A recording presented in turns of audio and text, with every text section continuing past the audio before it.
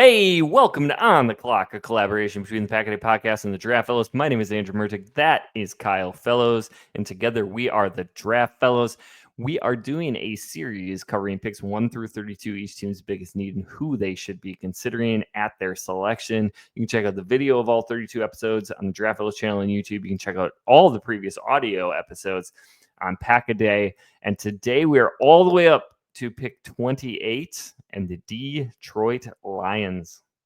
Yeah, we're talking Lions today. I was going to say we're right around the corner from the draft. It doesn't get any better than this, but as Packer fans, we got to talk about the Detroit Lions. So maybe it does. But we are going to look at their needs in this draft, and they could go a variety of ways with this pick, especially in the first round, throughout the draft as well. But here at 28, they have needs potentially at wide receiver, on the offensive line, specifically at guard, at edge, and also at linebacker. They could look at a lot of different things. Detroit is an interesting team to project in this draft because this is one of the best rosters in the league. I think if we're being honest, they've had a lot of draft capital over the last 4 or 5 years, and they've hit on a lot of their selections. At the same time, they are coming up on some big roster decisions because they're going to have to pay some of the stars that they've added to this team. So continuing to hit on draft picks is essential to them staying young and talented there in Detroit. With a Jameson Williams decision looming, could they look to add another wide receiver? They need some help opposite of Aiden Hutchinson on the defensive line, so they could definitely go edge. The Detroit offensive line is one of the better ones in the league, but Taylor Decker is getting older. He'll turn 32 late in the summer, and Dan Skipper is back, but just on a 1-year deal. So they could add a versatile offensive line who could end up being the future at multiple spots along the offensive line. At linebacker, that's also an interesting position for these Lions. Detroit added Jack Campbell in the draft a few years ago, but he'll probably be looking for an extension sooner than later. They might pay him.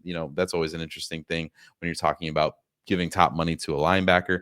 And Alec Anzalone and Malcolm Rodriguez are both free agents in 2026, with Anzalone approaching 32 next summer as well. So linebacker is definitely in the cards for this team as well.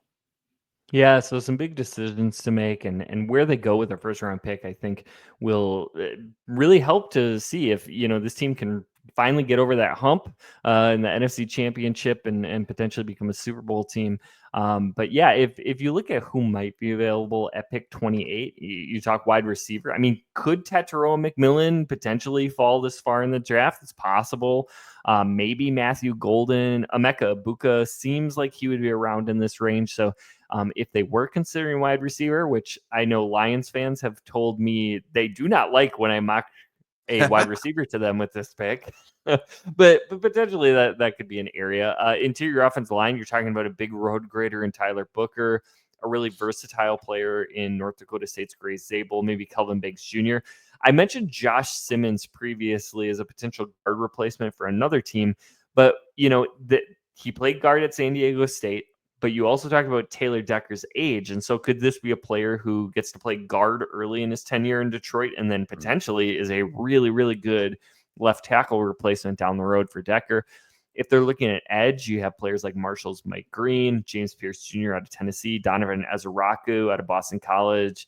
Linebacker, like two players that probably aren't available. Jihad Campbell, likely gone by this point in the draft. Maybe the Lions get aggressive and move up. That's a possibility, but you never know where players are going to fall. Jalen Walker, rumored to be in the top 10 of this class, but again, you never know. And then Carson Schlesinger is probably the other linebacker that's floating around, maybe a little bit closer to this range. So now is the chance. We talked about needs. We talked about some player fits. Who do you think the Lions should be targeting in the first round? Yeah, a lot of people seem to think that he's going to go before this, but I think Tyler Booker, the offensive guard from Alabama, makes a ton of sense for the Lions if he were to get this far. There's a couple landing spots right before this pick that I feel like he might get snatched up, but I do like that fit. He's also like that culture guy. It seems like the Lions are pretty committed to making sure they get the right guys in the building with that Dan Campbell culture that they're building there. So I think he fits that bill as well. But I think Jihad Campbell also makes a lot of sense. He's another player who has a wide range of landing spots in the first round. You mentioned like a lot of people who think he's going to be gone, but when you do mock drafts, he's kind of a hard player that I find it hard to find a slot for. So maybe he does drift a little bit in the draft and gets down here to 28. And if not for the shoulder injury and post combine surgery, he probably does go well ahead of that. But with those lingering questions, maybe it is a little bit of a slide for someone like Jihad Campbell, who can play linebacker, but also give you just a little bit off the edge as a pass rusher as well. Yeah, and I've gotten a little enamored with Tetairoa McMillan to the Lions. I know I mocked him there in one draft, and I thought like that's kind of a cool fit. I know they don't like need a wide receiver, but having Tetairoa on one side, Jameson Williams on the other, and then Amon-Ra full time in the slot, that is the thing nightmares are made of for opposing teams. Mm-hmm. And, maybe Jihad Campbell is gone, but I really like the fit of Carson Schlesinger as well, the linebacker out of UCLA. He's the kind of player who fits what the Lions have wanted to do on defense and allows them to play base or nickel full time because of his versatility. Now, we don't know entirely what they're going to do in the post Aaron Glenn era, but if they want to continue to play a lot of base, Carson Schlesinger is the kind of player who, alongside Jack Campbell, is going to allow them to do that and still stay competitive against teams that are trying to spread them out because of his movement ability. So, couple players I really like. I like what you picked as well. So I think the Lions could go in a lot of different directions and find a really productive player at 28. Yeah, obviously we're Packers fans.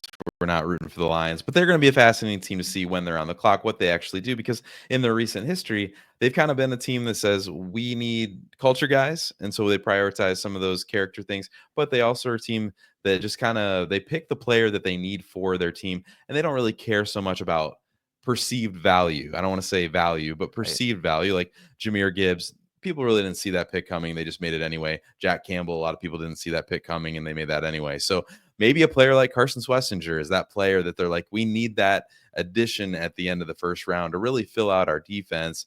And he's kind of that player who wasn't maybe the biggest recruit coming out of high school, kind of has that lunch pail mentality. So I can see that being a good fit for Dan Campbell as well and that Lions defense. So we'll see what the Detroit Lions do when they are, in fact, on the clock here in just a couple of days. But thanks for joining us. Make sure you like and subscribe to the show and stick with us as we preview all 32 teams in this series leading up to the 2025 NFL Draft. From the draft room to the gridiron, the Draft Fellows have got you covered. Until next time, stay tuned and stay in the game.